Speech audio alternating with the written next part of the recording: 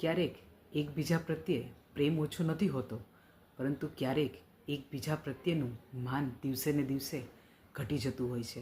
અને જ્યાં માન ઘટી જતું હોય ને, ત્યાં પ્રેમ રહેવાની શક્યતા ધીરે ધીરે ઘટતી જતી હોય છે. શરૂઆતના જીવનમાં બધું એકદમ સરસ લાગતું હોય છે. એકબીજા પ્રત્યે લાગણી, કેર, આદરભાવ, પ્રેમ બધું જ સરસ ચાલતું હોય છે. પરંતુ આગળ જતાં એકબીજાનો ટોન બદલાઈ જતો હોય છે અને બંને એવી દલીલ કરતા હોય છે કે તું મને નથી સમજી શકતો અથવા તો તું મને નથી સમજી શકતી.